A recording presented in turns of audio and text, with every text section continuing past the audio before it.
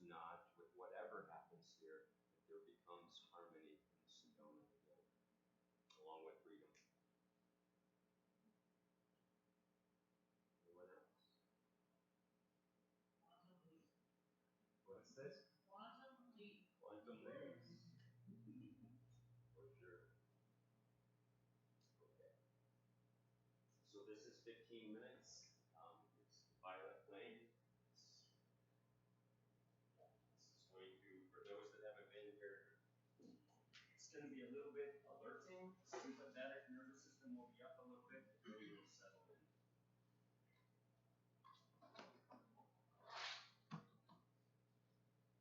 our heart.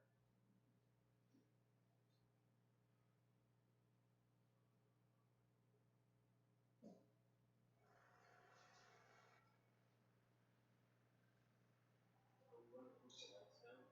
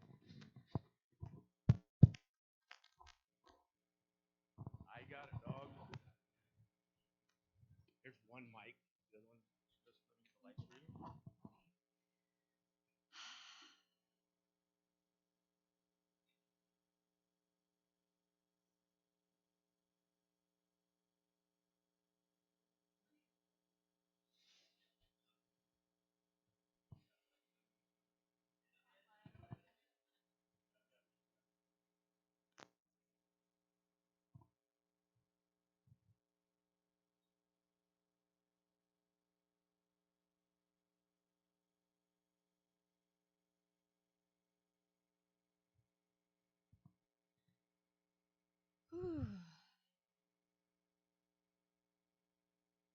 Hi, Adam. Hi, everybody. So nice to see you all here.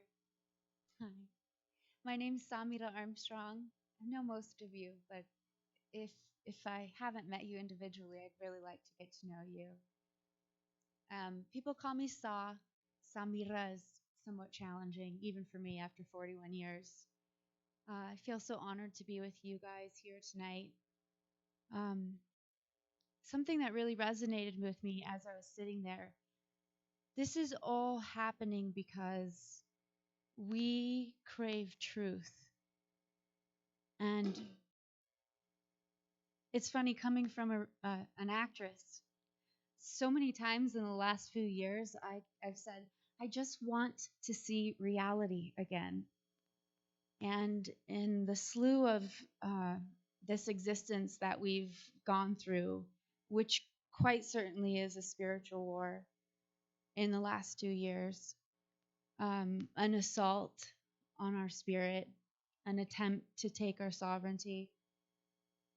The only weapon that I was sure of was fighting with truth. And sometimes people would advise me, maybe don't say that. Maybe just you don't want to hurt people's feelings, or you don't want to stir the bucket. And I think that bucket needs to be kicked over.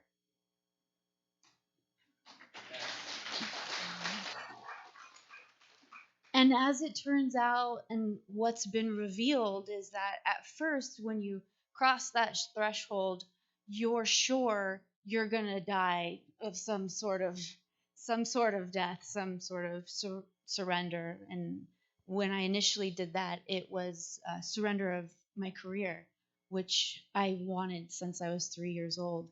And that was significant to me because that was the exchange or the sacrifice I was willing to give for how much truth meant to me. And I did it very happily, you know, because on the other side was a freedom I saw for myself and for anyone who might just need that sign to do the same. And through the process, I felt more bold, and I could see with clarity right and wrong even stronger along the way. Um, I moved back to Sedona at the beginning of 2021, and I was sure I'd find that freedom that I used to have growing up here. And I was really surprised by how infiltrated our city had become from an ideology that was toxic and policies that would be very detrimental to our fluidity of freedom, quality of life. I heard so many people say, and it's shocking now sitting in a community like this, so many people were saying, we don't have community here. Well, how can that be? Look, here we are. And I'd hear things like, if it keeps going this way, I'm going to have to move. Can you imagine moving from Sedona? So what is going on? What's happening? And because we had experienced what we experienced in 2020, um, I was sure it was somewhere up here, not the spiritual realm, more like the government realm. And I started getting involved in various community groups. It felt good to be with people, and I felt like I was complaining a lot.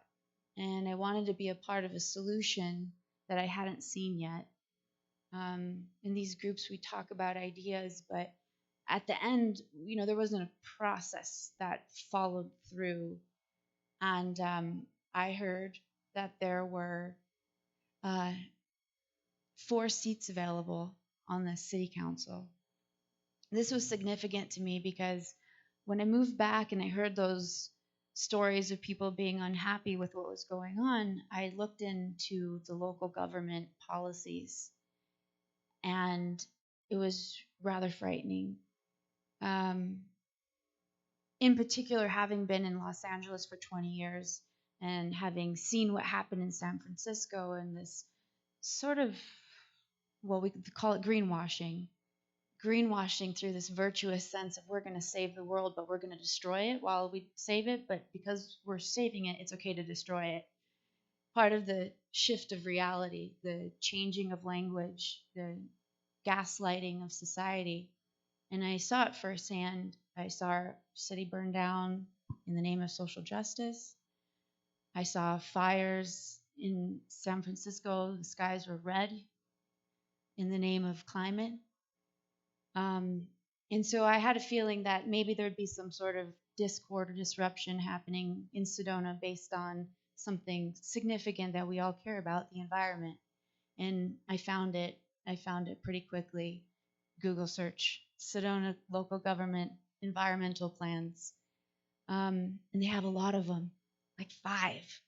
Sustainability plan, tourist sustainability plan, climate action plan, municipality sustainability plan. And it's really interesting because I'm not a highly educated individual, but I ask a lot of questions because I don't get it, and I think that might be a key to uncovering this. Because most people in local government, as it turns out, it's kind of like the emperor's new clothes. Like, something's wrong, but I don't want to be the one who says something wrong, because if I am, maybe I'm the dumb one for not knowing what it's supposed to be. I'm seeing that all over. And these plans, if you look at them, and I really encourage you to, they're meaningless. But they're spending a lot of money to do these meaningless things. The climate action plan in particular was rather frightening in that it was 33 pages of this attempt to save our climate, which was interesting because we have actual environmental needs that need to be addressed. But this climate thing seemed to be coming from somewhere other than Sedona. It was also very interesting that, a large part of what they were pointing as the problem, the carbon emissions, simultaneously they're bringing in tourists to, but allegedly that's the climate emissions. So there's a lot of discord. But the thing that was significant to me in particular was they had this plan to get rid of carbon emissions. Please, if you can tell me what that is, that'd be really awesome. I don't know anyone who really understands that. But they want to get rid of it by 2030. Does that number sound familiar to any of you? It's very striking to me. Odd coincidence. And as it turns out, in many of the plans, it actually quotes the UN in their mission to reduce carbon emissions. So it isn't actually a plan that's grassroots from Sedona, from the Need Our Environment or Sacred Land that we're addressing. It's something outside in. And I saw that and I started sort of sounding the alarms, and once again was told, maybe don't say that. Some people believe in it. And I said, well, this isn't, a religion, or it shouldn't be. This is our hard-earned money that we're going to be spending money on. And Michael Schellenberg, he's a great environmentalist, and he grew up in the grassroots movement to save the planet, and in that process he discovered in many ways while we were saving it, we were actually destroying it. And he's got a great TED talk about it, and about the renewables, and there's a good line. I don't know if I made it up or if I heard it, but I'll just take credit for it. And it was, why is it that every plan to save something lines the pockets of the politicians involved? And I think that's really what we're seeing, right? And they're doing it in the name of something virtuous. And why does this matter? It matters because it's determining every single thing we exist within in Sedona. Every agenda that comes to the city council has to check off on this plan. Not, does this benefit Sedona's community? Does this benefit the balance to our society here between tourism and our sacred land? Does this benefit the climate action plan? What? The other part of this climate action plan is that there's 12 pages, or 11 pages actually. So 33, 11, not great at math, whatever that percentage is, of assumed costs. So it's just speculation. This will cost anywhere from 100,000 to a couple million. And that's 12 pages, line items. 100,000, a couple million, a couple more million. Without any metric or data to determine what any of these things will do to benefit their alleged desire to get rid of this carbon emission, and no determination on how fast it will be, but the answer from the council is when they're asked, how much money are you willing to spend on this plan to get to this carbon emissions 50% elimination by 2030, Agenda 2030. They say, as much as it takes. As much as it, well, if you're that willing to put effort and money and power into something, couldn't we do that for our community? Couldn't we do that to protect our sacred land? And the answer is, of course, yes. But the consciousness in council right now doesn't embody the things that we are aware of. So it's dangerous. And this affects our life in ways like this. We've been signed up to the ICC. The ICC is the International Code Council, not the Yavapai Code Council, not the Arizona Code Council. The International Code Council that is in conjunction with the UN's attempt towards environmental sustainability. And that means that every new build, every new house, we have a housing crisis right now. Every new house requires an enclosed garage. That increased the cost. An electronic vehicle outlet. That increased the cost, regardless if you have one or not. Solar power wiring. That increased the cost. So these are your quality of life experiences. There goes our freedom. You want a bale house? Forget it. You want to think of out-of-the-box sustainable ways to take care of our community and our housing crisis? Forget it. But these are the rules and regulations that we're being signed up to because it sounds good in theory. That's green. That's going to save the earth. Regardless of the fact that we don't have the infrastructure to link the entire town up to some sort of electrical grid, having lived in California going through blackouts on a regular basis, it's not sustainable and certainly not in the middle of hot Arizona. And this, of course, totally neglects to mention the fact that we are signed up to a power grid that is mostly gas and fossil fuels. So it's passing the buck, and again, it's not based in reality.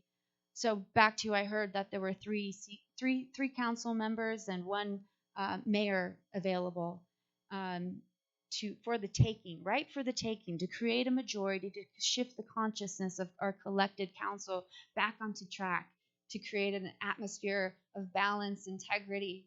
Who said integrity? That's a good one. Cohesiveness. I mean, we have all that is necessary to be a thriving community here as business members of our society, entrepreneurs, families, our elders. We have everything at our fingertips to shift the trajectory back to caring for something real that's right in front of us.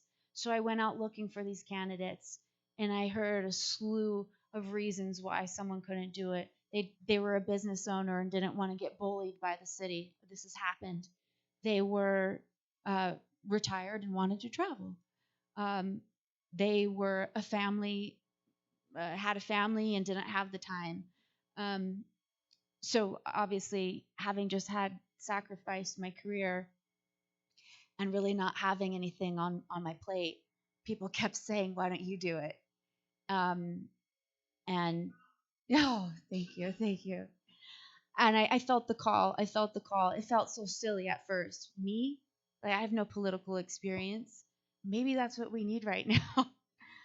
I care about my community. That's all I wanted when I came back, was to feel the sense of community. Um, so I accepted, accept that challenge. And along the way in the process, when I was involved in the various community groups, I came across this lovely, incredible individual.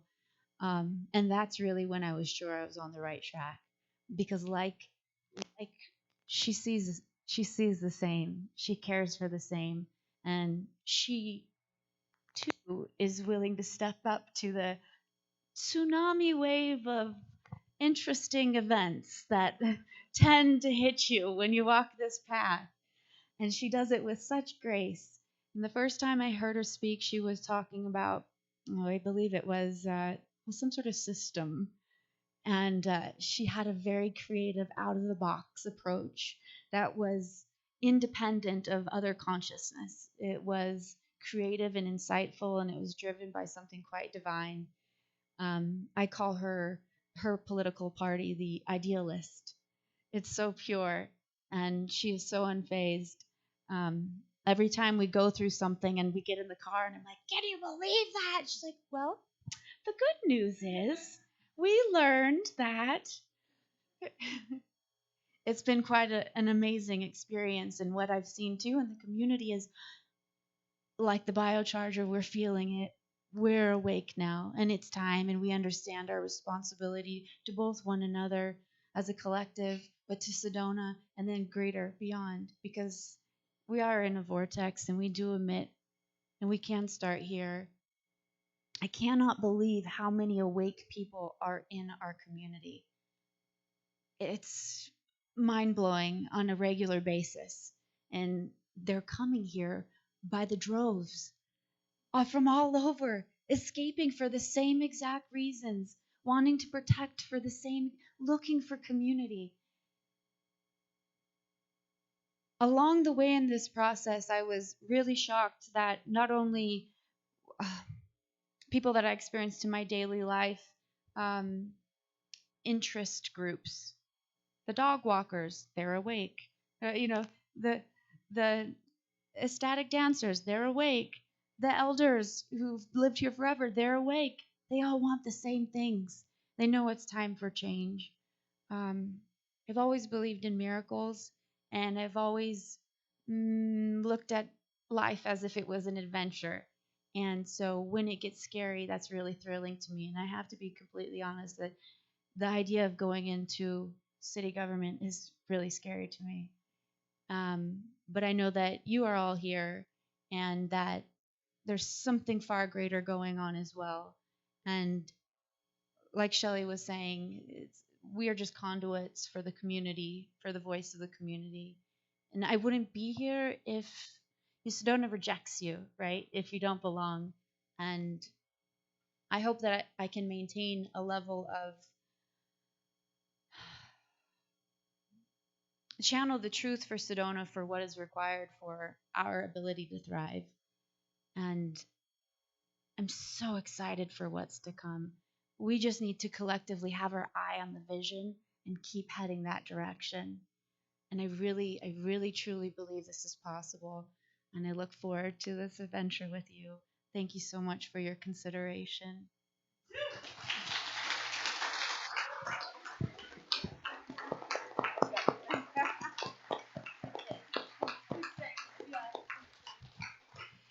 Hi, everyone. So many friends, so many faces. Um, and thank you for kind of like walking us through what inspired you to get going. And one thing that uh, Samaire didn't share was that she has a beautiful 9-year-old son. And so when we think about why are we doing what we're doing, it's really about those future generations. It's really about community. Mark was really good also to point out that it is about coming together. And for me, starting this whole journey for raising my hand up and saying, yes, I want to do this, is because it truly started from the sense of community. Day one, when I came here, I immediately met so many people, and that to me struck me as this interpersonal dynamic that surfaces here that I haven't experienced in other towns and cities that I've lived in. I kind of like lived in a different town and city each month to see where I wanted to live, and it's like, okay, great people, but here it's just this explosion of gatherings and coming together, and it's like, whoa. So yeah, getting involved of how do we honor that community? How do we keep those park spaces? What are we doing with the school? The mama bear in me came out to say, well, one day I want to have a family and I want them here. And so what does that landscape look like? And if we want to create our future, we need to be a part of it. So it was very easy to step into this. But what ended up happening was this whole revealing of information from understanding what's taking place at a state level, also what's taking place at a federal level, and how that's coming in upon us. And what should be city council of just organizing a town into parks and schools and this and that is now how do we protect our sovereignty? How do we make sure that we're not overspending? Because all these policies that Samaire pointed out with the budget, these aren't our decisions. These are decisions that are being made for us. And right now we have a city council of 7 people that aren't being mindful with the spending. They're going along for whatever reason with some higher ups that are dictating a budget for us. Well, to me, that doesn't make sense. I'm very research minded. I'm very much into, well, that doesn't make sense. That doesn't make sense. And as soon as my ears perk up, I start looking into it, and it's all these red flags. And for myself and Samaire, we have some great conversations on, well, what is our vision for Sedona? What should the city council be doing? Who should be being put first? The residents being put first, businesses being put first, future generations being put first. The woman right here had said, put the earth first, Mama Sedona. How are we honoring that? And right now we're not.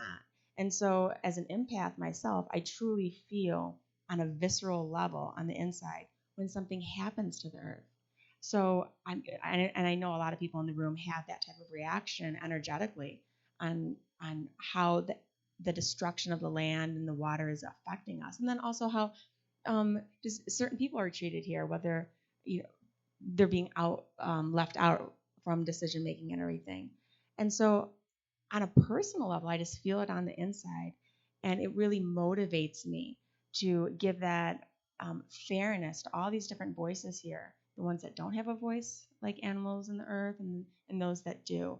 But for whatever reason, the current city council just keeps people out. They have this system of 3 minutes that you get to speak your problem and your solution in 3 minutes. It's like, thanks for nothing. And most often than not, they already have their decision made up before all of us walk in.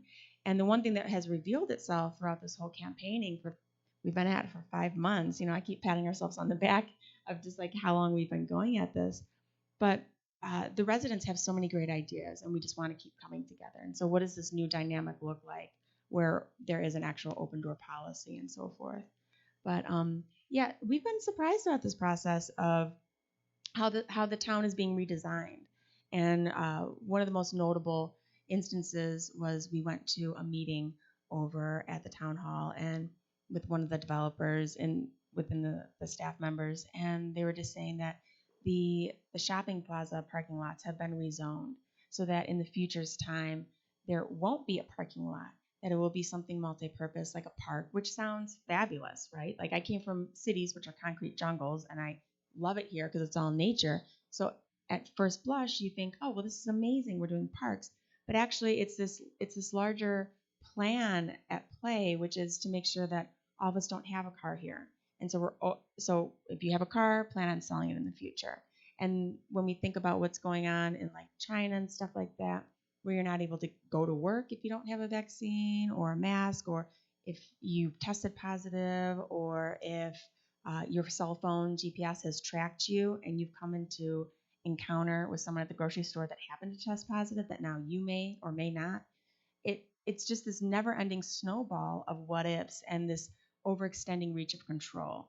And none of that makes sense to me. I don't align with that type of control mechanization. It's all about sovereignty and freedom, and so forth. So to truly understand that this rezoning here has already taken place underneath our noses without our awareness is really alarming to me. Also, just Samaire pointed out the convoluted budget that they show.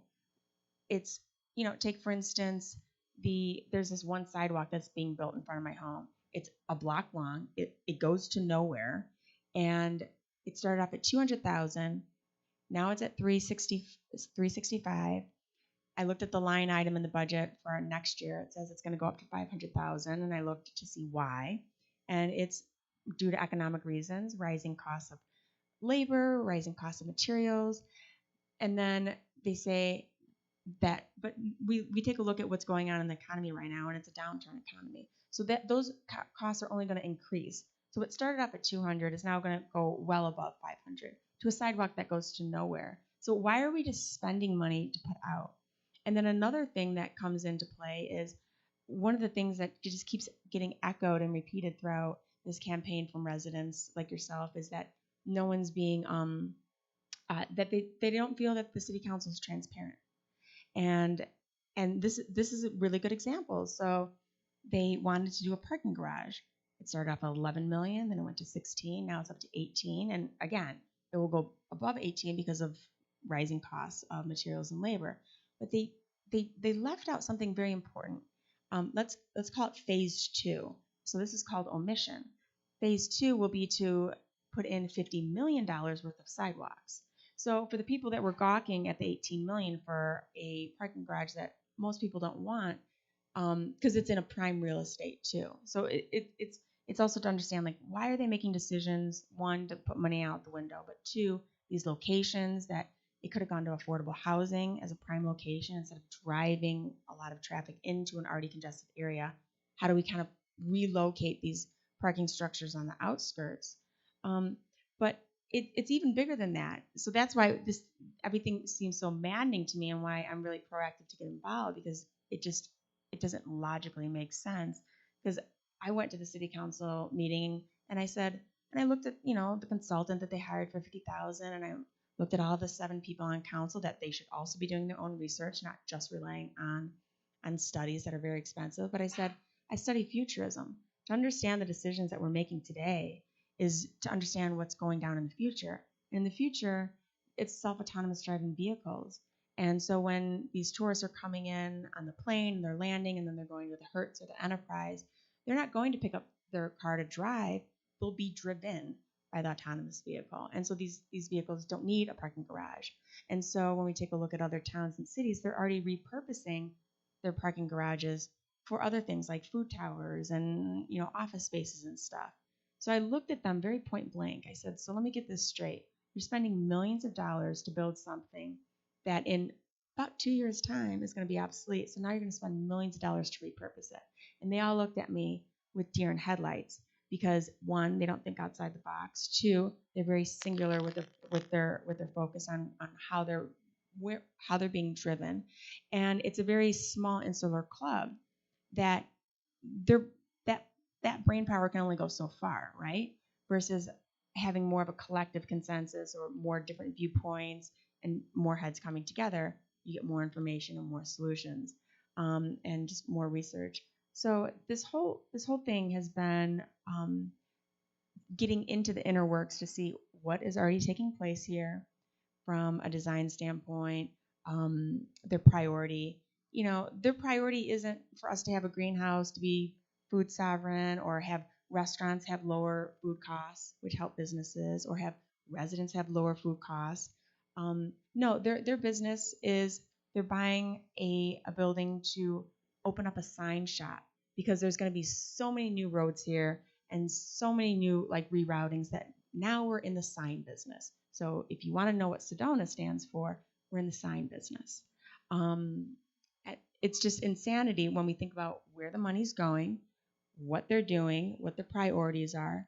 And it's alarming. It's not sustainable.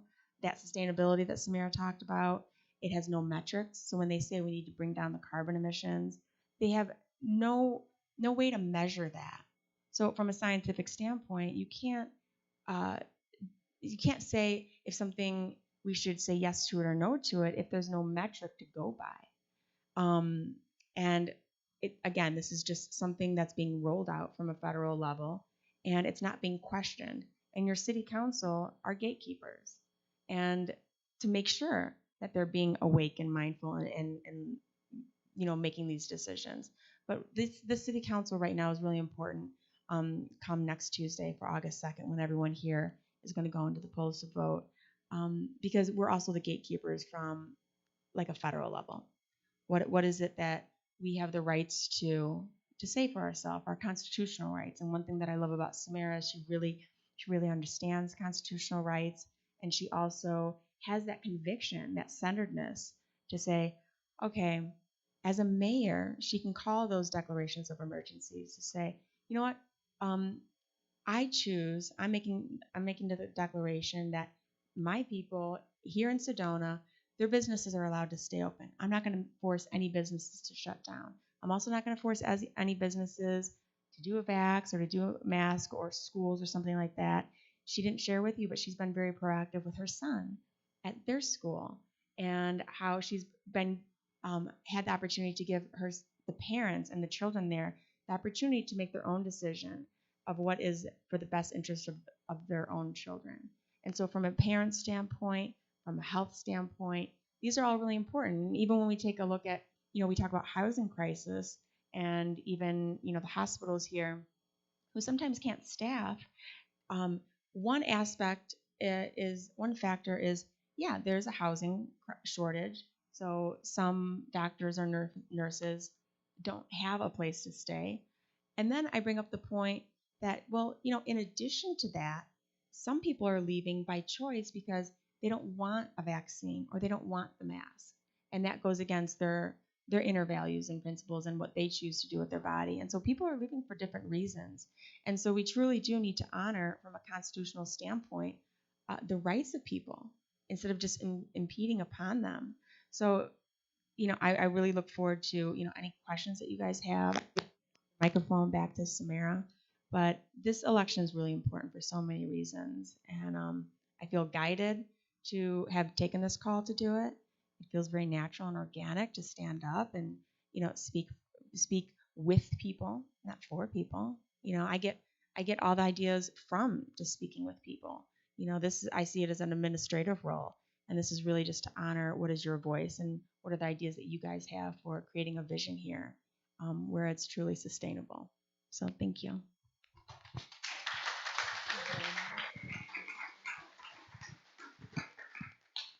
Do any of you have any questions?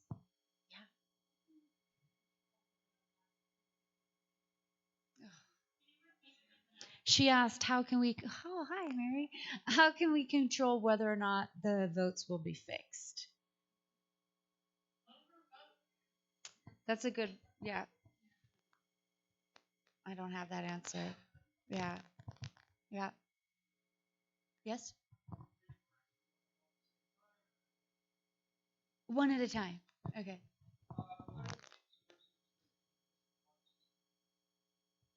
So we are not on the Colorado River. We operate independently. It's not from, I don't have all the three sources, but we do have an aquifer underneath us. And we have the Verde Valley River. Where it's at in terms of fullness, I hear two different things. So I haven't dove into it directly yet. Some people say it's really great and we have an abundance of water underneath us. And then some people say that actually it's going quite down. That's why we have that gook coming out of the faucets. Do you guys have that? Yeah. So I don't have the full answer to the three. Yeah. Pardon me? The water supply? The Verde Valley. And it goes down. We're getting it we're in negotiations for it to be stolen from us for Phoenix.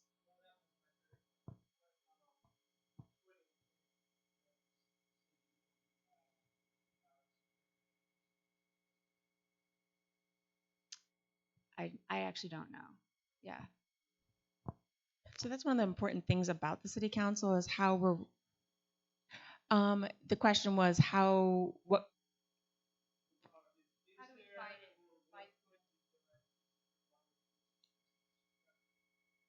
Yeah. Okay.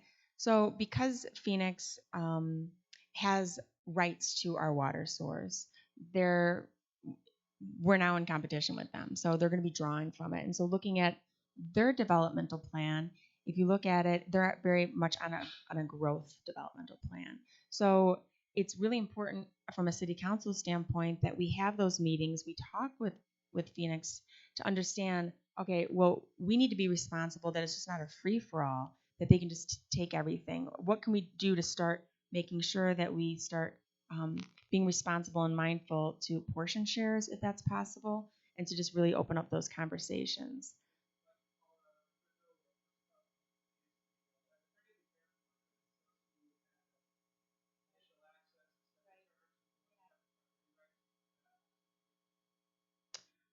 Well, with that, there was, with the Colorado River, there was 5 states that were joined in there, and so yeah, it was first come first serve, and now it's just been a few of the states have already been tapped off. We're giving it now to all of California, so Nevada and Arizona are cut off from that. So yes, to answer that question, so it also opens up the discussion for innovation. um, from a city council standpoint, when we did look at their sustainability plan, they did mention that they were looking into collection tanks on top of new development. But here's the catch. In one respect, there's not going to be a lot of new, city council actually wants a lot of new development here, but is that even sustainable? But what are we doing for all the homes that already exist? So is it possible to offer rebates or something like that to start putting and helping residents and helping businesses to start putting collection tanks atop their roofs or nearby in the backyards or something like that, to start really helping everyone, not just the new development. Or also when I take a look at the research like in Saudi Arabia, the deserts, and what are in the desert, and they face water just as like us. And they have fog catchers. They just look like very thin, sheer nets that literally catch the fog and trap water. And we could be doing that. We could also be helping out to redo gray water. And right now, Samaire mentioned that there's a lot of red tape that can be cut, and it's something like that where we really do need to start recycling things that we have on a very, instead of just letting it go, utilize that gray water. There's been a huge surge right now with the Sedona Greenhouse Project, and so growing own gardens and stuff like that. So the gray water would definitely be put to use. So it's saying, one, who are we? What are our needs? How can we start working within our own opportunities here in case Phoenix isn't willing to play ball to make things more portioned and everything like that. Yeah. The other thing is, so in 1994, we bought a house here, and they said that you don't worry about growth in Sedona because there's a water shortage and we won't be able to. And since then, nobody in council has a clear idea of what the water status is. I mean, this is something that just was revealed recently. Like they'll get weekly COVID updates, but they don't know anything about what's going on with the water. And this is a conversation that's being had at a state level too. So the governors that are being, the governor candidates right now are being asked the same question. They're coming up with interesting, innovative ways to bring more water in.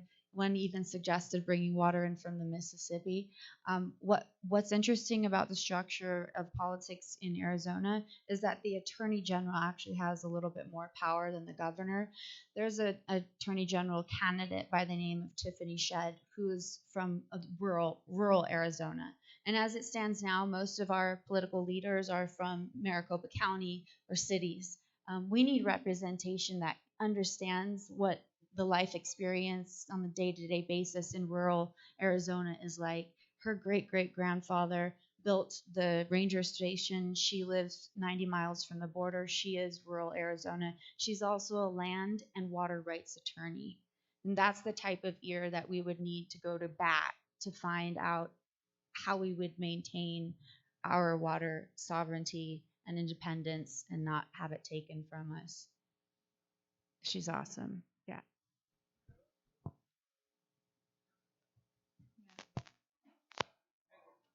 Yeah.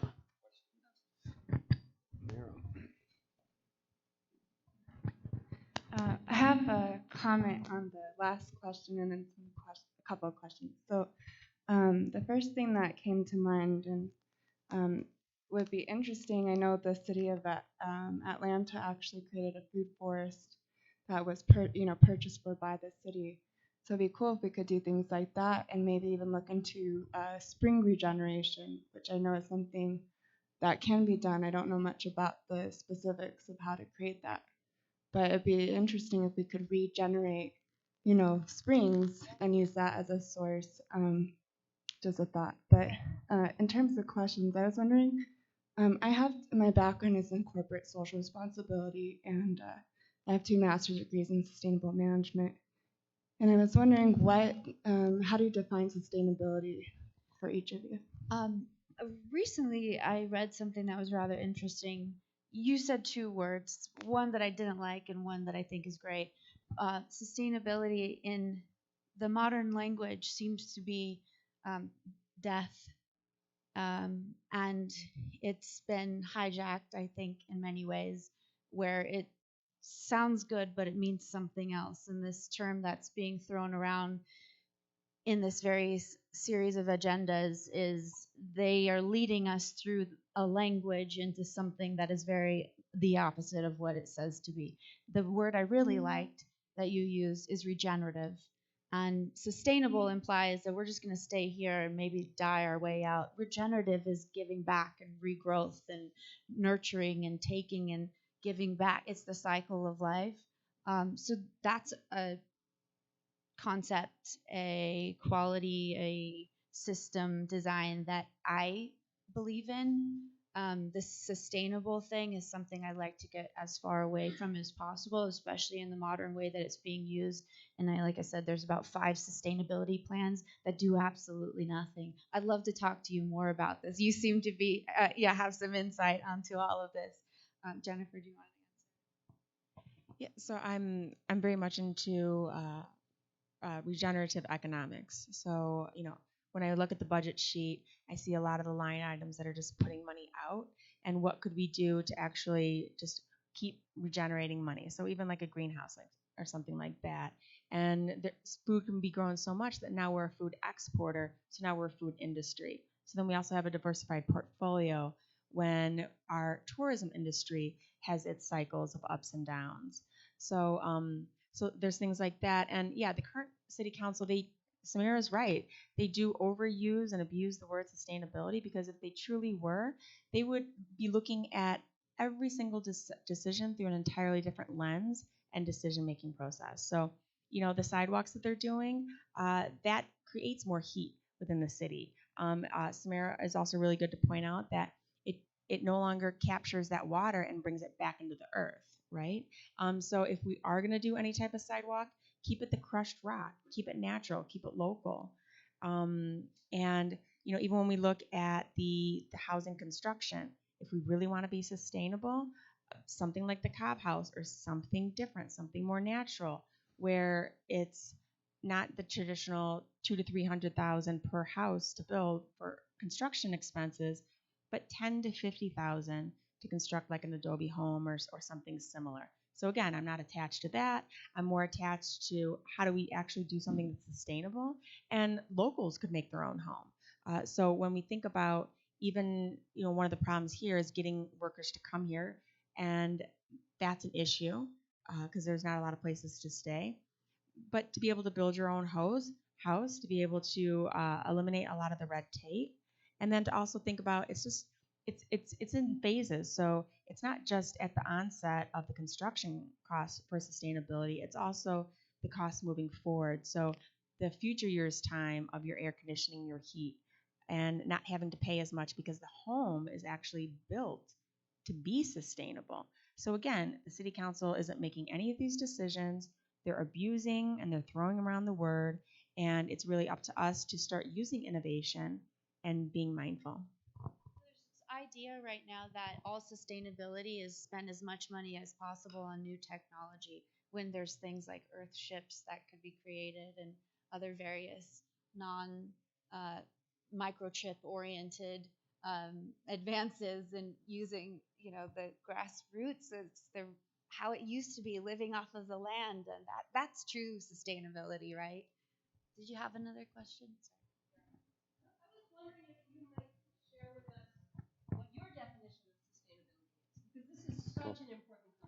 Danielle. Daniela, this is I'm sorry, this is not a forum where it's question and answer student. Yeah.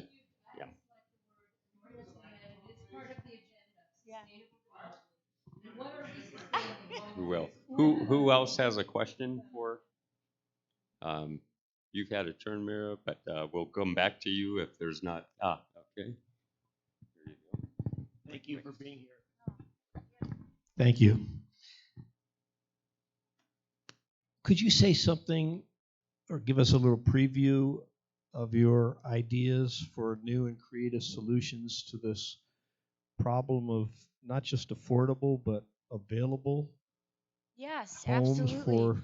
This gets me fired up. Thank you for asking this question. So, one of the biggest issues that I find in Sedona's city government and the community is that the community has so many solutions that it's brought to the city, and the city's bureaucracy and red tape, as we've said, makes it impossible to go through. So, for an example, they've done a study on how many shortages of houses we are. It's anywhere from 850 to 2,500. So, instead of just building high density apartments, which they have given a green light for up here, 4-story high density apartments, looking at the suggestions already provided by residents. So there was a time when the extra dwelling on a lot wasn't allowed to be used for long-term rentals. So some people have in their homes that still just sitting there. Some people want to build that at their homes and can't because of the codes and regulations that stop them from making it fit to be a long-term structure. So that's a piece that you carve out. I just heard a story about Crystal Magic. He had space in the back behind his shop, and he wanted to build 6 dwellings for affordable housing. Well, it was such an expensive, lengthy process to go through with the city council because it had to be retrofit for like low energy output, this and that. It wasn't affordable. So finally, he threw his hands up and said, "Forget it. I can't do it." And there's stories like that all across the city. And if we piecemeal cut these little they call them pocket properties. There's properties all over that wouldn't fit a shoebox apartment, but could put a few structures here and there. I think that if we look at it, and I've been talking with Paul about this. Did he already leave? Oh, there he is, Paul. The plans that they have right now for housing solutions are long-term plans. We have a crisis that's immediate. So one of the things, and I haven't nailed down how to eloquently describe this, because when I brought it up, someone said, "Oh, tent camps, that's terrible." Okay, but the fact of the matter is, we have a large working population that is currently living in their cars, and they have to move their cars every 2 weeks. It's not safe for them. It's not conducive to maintaining a quality of life for them. All we need to do. So what I found Sedona with my dad when I was 12, we drove through on a road trip and we stayed at what they call campsites of America. And you pull in, you can park your car, you've got water, you've got electricity, you've got safety.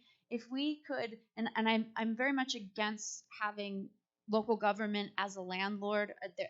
I don't trust local government for anything, but I would like to encourage private industry to create a piece of land that would also be a tourist attraction. So the main objective, Campsites of America, is sort of like a high-end, clean glamping type of thing that you can go across the United States and visit. Imagine if they had somewhere between here and Camp Verde that a structure, if infrastructure, it's very simple. You don't destroy the land entirely. You're not building up. You're putting water in, you're putting electricity in, there's some safety elements in that, there's security. That's something that could be done fairly quickly. That was like a God shot thought, when I put that together. That wasn't my idea, was it? But I thought, how I got here in Sedona was exactly that. And we have people out there, Black Potion Coffee. Yeah, she just lost 3 employees because it was too hot for them to live out there. They had to go up to Colorado, and that's the number one thing that I hear from local industry businesses. What do you need help with? How can we make your business thrive better? workforce, and their lack of housing. So there are other people in town who are willing to put their money where their mouth is, and whether it be buy houses and create yes, exactly. Or again, looking at the different tiers of phases, the immediate need for the crisis we're experiencing. There's box homes that literally pop out. They're like 15 grand, 35 at the most, requires very minimal infrastructure, and could potentially even be temporary. So if we could locate a piece of federal land that we could lease for, say, 5 years until we get this long-term plan figured out, pop out those houses, rent them to locals who work in town, live around, So those are the sort of out of the box, looking at how quickly we need it, and then planning for the future from when we get that sort of safety zone locked down. Great. Yeah, I just was thinking of the word tourist trap versus tourist yeah. attraction. Yeah. And I used to care for a gentleman who passed. He lived in Uptown Sedona, and he talked about the we had a good rapport. I'd take him down to talk to a man named Vincent Randall, who is one of the elders at the Yavapai Apache reservation. And he wanted to bring back the dancers and create a real interchange. And so I would drop him off to talk to the mayor. Nothing would happen. We'd call the Parks and Recreation. Nothing would happen. So we went at that for about a year, and then he passed away. Oh. But I always remembered, he was a very creative. He was the old Sedona. I'm going to say is Jim Bishop. I don't know if anybody remembers him, but he was an author. Just super, that creative energy that brings a lot of people here. The art, the old. That I just think that there are aspects of old Sedona. I was born in Douglas. I've been coming here all my life, and I just remember what made it an attraction. That it's not, and it's a trap. It is a tourist trap. It's a trap. It's becoming tourist trap to me. So I just wanted to put that out there with the.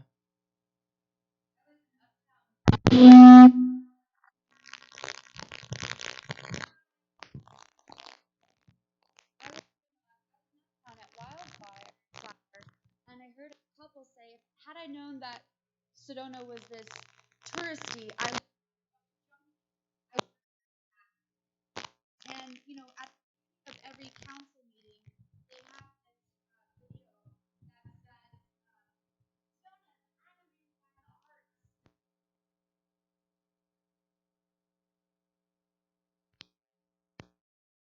the arts. But we're certainly not animated by it. And part of the experience for a tourist when you go traveling, it's not just about buying tchotchkes; it's about feeling the vibe of the community. And and people again look for this idea like, well, how is city council or the chamber of commerce going to solve this problem of unruly tourists? Like, first, we just need to be a culture that they can feel and be a part of. When I was growing up, they would have powwows at the high school. Where did that go? Where did those cultural experiences go? And again, back to how residents have ideas and it gets rejected by the city council or the city management. There is a great art gallery here in town on 179 several years ago. They presented this idea of a art festival, a 2-week long art festival. And this is part of the concept that I hope to go forward with in terms of identifying the peaks and valleys. We pretty much know the peaks and valleys of tourist visitorship. If we don't by now, we're morons, right? So, in the same way that Coachella can exist within that crazy month, curating what goes on in Sedona as a culture together as a community so that we know, oh, March is obviously when spring break is, say November is when the art festival is. I mean, it's just like the rock shows in Tucson. There's certain times of days or of the month that certain people will come. We'll know how they're coming in. We'll know where they're coming in. We'll have deals around town on where to stay or Airbnbs outside of town or whatever it is. Being thoughtful moving forward with that sort of perception. But the most important thing is our cultural experience as a community, because from there, everything grows. Okay, good. some lovely things I experienced. So I grew up in Japan, and culture was so significant. So at a certain time of the year, we'd never have this here because we can't catch on fire. But in the mountains, there'd be in massive kanji the sign for fire, and it would be literally lit on fire. Or during summer, they would have the kimono dying, so the rivers would be, this sounds poisonous, but the rivers would be all pink, and so, but those are experiences that what do they call that, core memories that we could all really create together. In Atlanta, they have this walk much like Sanborn, and once a year they come together as a community to have a festival of lights where everyone makes these little lanterns and they walk together and so these are the things that are enriching to the human experience, that brings people together collectively, that I hope that we can pursue together. Any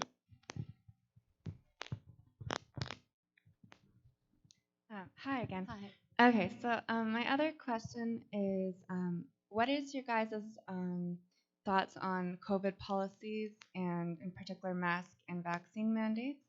And also, are either of you familiar with the Anastasia Foundation and the concept of Kin's domains? What was the last word? Are either of you familiar with the Anastasia Foundation and the concept of Kin's domains? Kin's domains. Kin. Oh, domain. Okay.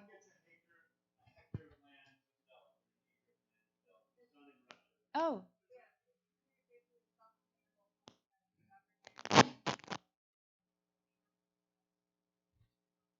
Without strings attached?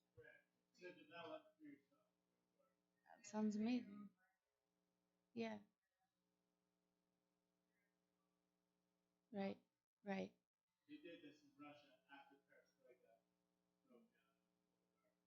So that was three questions. So the first one was about COVID and masks. So one of the reasons I moved here was to give my son freedom at school.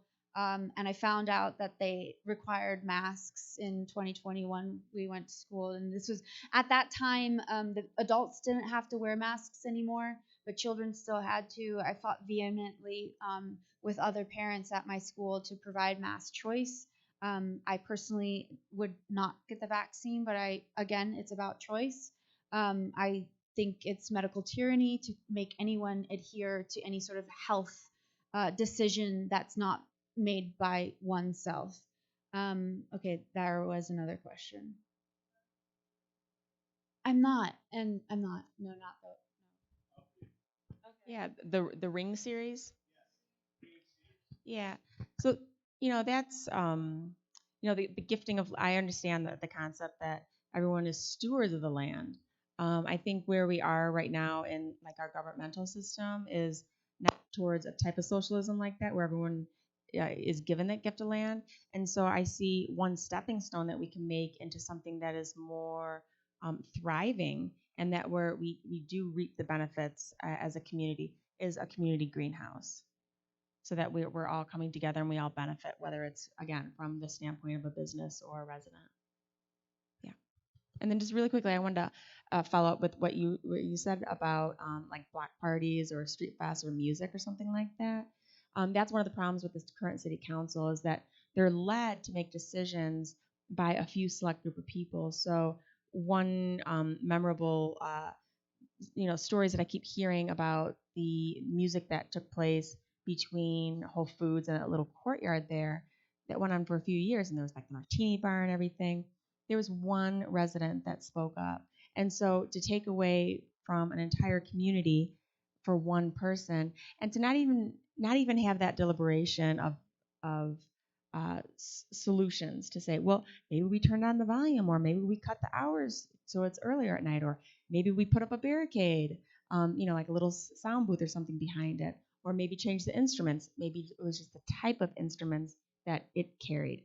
Who knows? But they never looked into things like that. So there seems to be a very gross overextending of the city council, just favoring certain people here and not listening to the collective. Yeah. So one of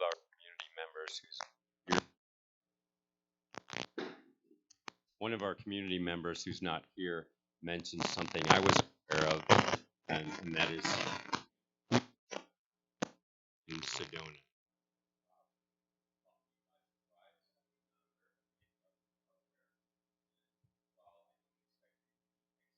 On this, or to have studied it, I would just want to know.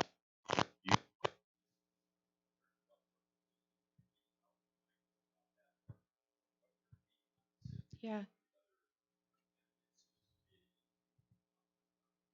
Yes, so human trafficking is 100% occurring, especially with our borders wide open the way that they are. I've heard stories from various people within our law enforcement and even Sedona Tom, which you probably all know. I haven't heard any concrete evidence on one thing, but there's no doubt that it's going on in one way or another.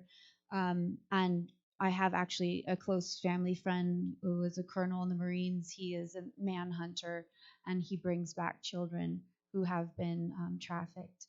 And he's coming out here for 2 weeks, and that's something we will be discussing, and certainly cannot go on within our community. And you know, there is um,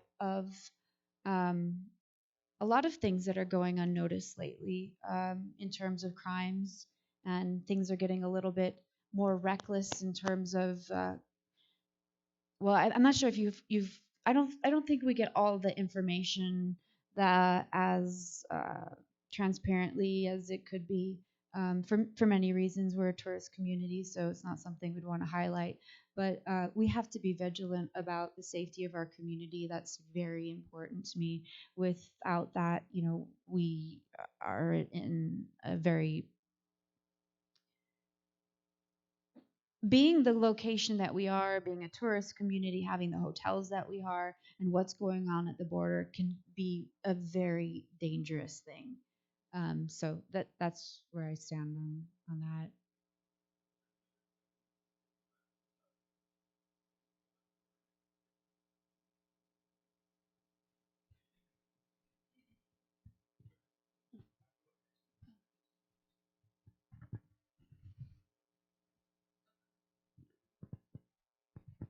Hi, Jennifer and Samaire. So it takes a lot for me to actually ask this, but I really believe that Sedona could be an example for the illegal immigrants in Arizona as a whole, because it's just going on. It's just people are coming in, children are coming in, and then it becomes really difficult to live here. And this is happening like in Arizona and border states. And I really believe that Sedona could like set an example to other towns and cities of how to come up with a way to help illegal immigrants. And I just wanted to know, like, what is Sedona doing? Are they do they know that we're here? Well, they know that we're here, but what are they doing about it? Because I have been feeling very oppressed lately by the police department for being illegal here, and I've been rejected by many businesses for not giving me a job, for not having Social Security, and I just want to know, like, what can we do for those people who keep coming in?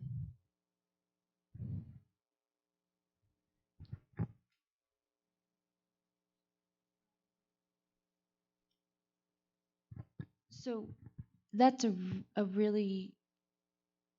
I talked to a police officer today, because my signs are getting stolen. Has nothing to do with your question, but someone who was helping me out didn't want to reveal, you know, their what they had witnessed because they were concerned with perhaps being deported.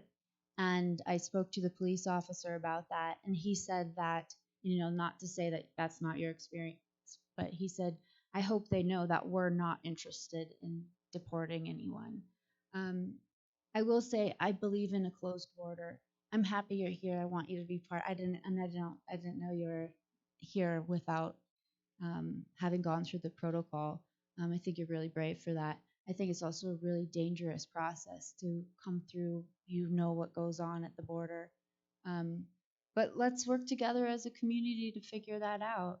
And my desire would be that people came in legally so that they're safe and they can get the proper papers and uh, due process to become citizens. But if here, let's figure that out. I don't know what their procedure is right now. I think the city that itself tends to be very lenient on that sort of thing. Um, but that's a conversation we could certainly have.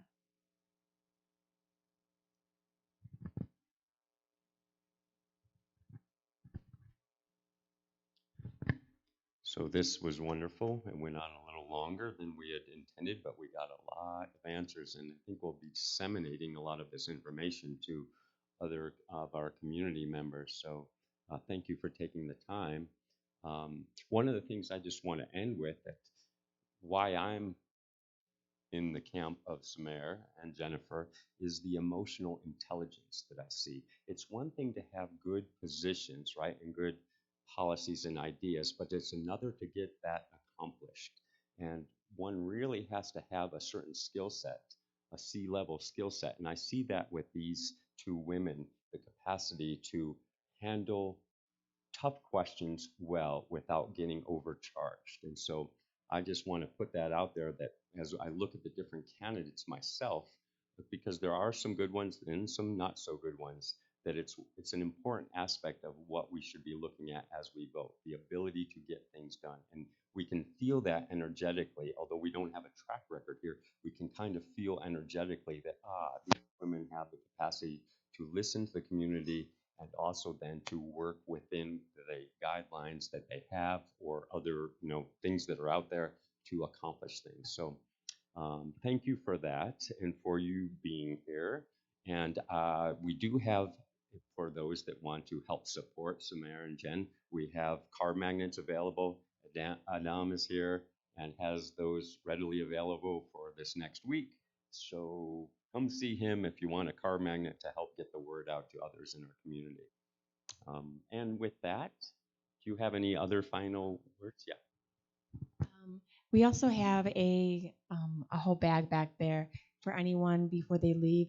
If it's possible to grab 10 door hangers, and in this door hanger, it's a plastic bag that has a flyer of myself and Samaire, and it's just walk out your front door and just put them on 10 of your neighbors. Obviously, that you know that they're neighbors and not like Airbnbs and stuff. But that takes about 5 minutes, and so 10 here, 10 here, 10 here, and we really put it out. We've done a really good job with already doing mass mailers and newspapers, but what it really boils down to is the repetition, that face recognition, that name recognition, and just also putting something on the door. It shows that that we've touched them directly, whether they answered the door or not. They know that someone took the time to go there. So they'll be in the back as well, and then I also have some card flags. She has some card magnets, so thank you.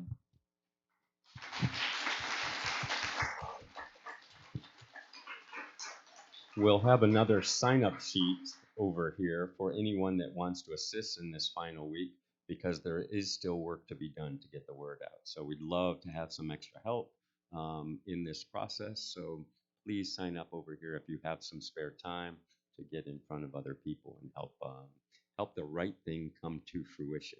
And one last thing is that we do have 9 o'clock prayer every night. So those of you that are into being in collective consciousness in the quantum field, I encourage you to be for 15 minutes just in that same heart space that we were with the biocharger, lifting humanity's consciousness, lifting those that are being elected's consciousness, right, so that the right thing happens. And it's just 10 minutes of your time. It's a wonderful thing before going to bed to set you in the right stage for a good night's sleep, and it's a beautiful thing for the collective. So, all right, with that, we will just kind of move into Adonai, playing some handpan while we get set up for a little bit of eats and talk at the same time. So they'll be around for the foreseeable hour. Yep.